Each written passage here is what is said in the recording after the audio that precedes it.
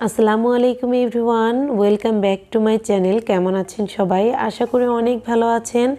আজকে আপনাদের জন্য নিয়ে এসেছি জিভে জল চলে আসা একটা রেসিপি, টমেটোর আচার রেসিপি। এতটাই লোভনীয় যে একবার বানিয়ে খেলে বারবার খেতে ইচ্ছে করবে, এতটাই মজার এই আচারটা। খুব সহজভাবে তৈরি করে দেখেছি, আশা করছি সকলের কাছে অনেক ভালো লাগবে। আর ভালো লাগলে একটা লাইক দিয়ে ভিডিওটি শুরু করবেন।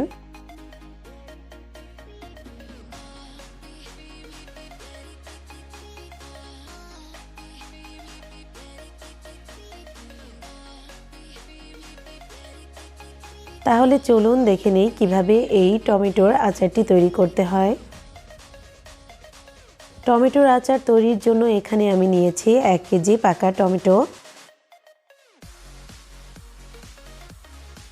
টমেটোগুলো আমি এভাবে পাতলা স্লাইস করে কেটে নিয়েছি, এতে করে টমেটোগুলো সিদ্ধ করতে সহজ হবে। এবার চুলায় একটা প্যান বসিয়ে এর মধ্যে দিয়ে দিচ্ছি 1/2 কাপ পরিমাণ সরিষা তেল, দিয়ে দিচ্ছি 1 চামচ আস্ত পাঁচফোড়ন, দিয়ে দিচ্ছি 2টা তেজপাতা, আমি এভাবে দুখণ্ড করে দিয়ে দিয়েছি। এবার সামান্য ভেজে নিব, এগুলো থেকে ফ্লেভার আসা পর্যন্ত। এবার এর মধ্যে দিয়ে দিচ্ছি প্রায় 1/2 কাপ পরিমাণ রসুন কুচি। আমি রসুনগুলো খোসা ছাড়িয়ে এভাবে কেটে নিয়েছি। এবার রসুনগুলোকে হালকা ব্রাউন কালার হয়ে আসা পর্যন্ত ভেজে নিব।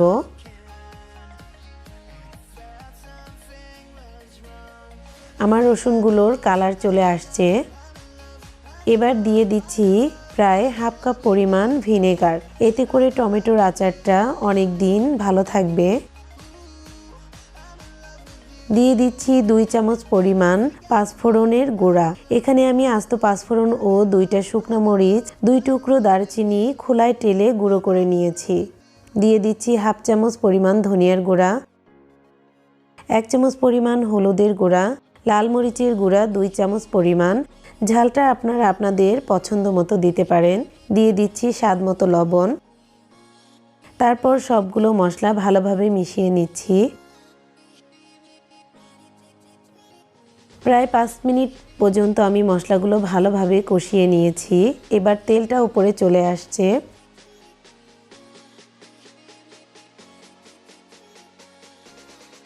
এবার এখান থেকে সামান্য পরিমাণের মশলা আমি উঠিয়ে নিব। এই মশলাটা আমি আচার বানানোর শেষে ব্যবহার করব। এবার দিয়ে দিচ্ছি আগে থেকে কেটে রাখা টমেটোগুলো, দিয়ে দিচ্ছি প্রায় 1/3 কাপ পরিমাণ তেঁতুলের কাজ,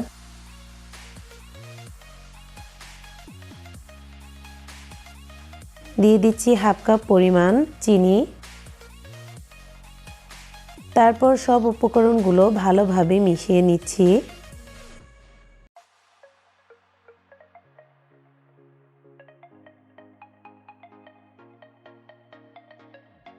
এবার একটা ঢাকনা দিয়ে ঢেকে টমেটোগুলোকে সিদ্ধ করে নিচ্ছি।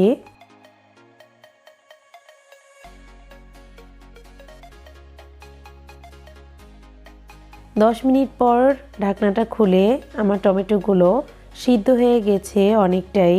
টমেটো থেকে অনেকটা পানি বের হয়েছে দেখুন। তারপর এরকম একটা ঘুটনি দিয়ে সুন্দরভাবে টমেটোগুলোকে ভেঙে দিচ্ছি।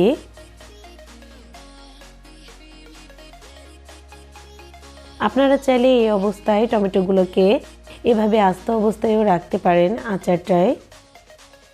তারপর এখানে দিয়ে দিচ্ছি 1/2 চামচ পরিমাণ কালো জিরা, 1/2 চামচ পরিমাণ চিলি ফ্লেক্স, বিট লবণ 1/2 চামচ পরিমাণ।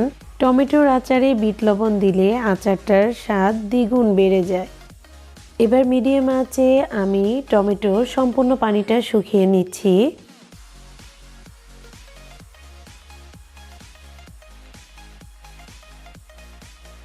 আমার টমেটোর আচারটা হয়ে গেছে, তেলটাও উপরে ভেসে উঠেছে। এবার একটা বাটিতে তুলে নিচ্ছি।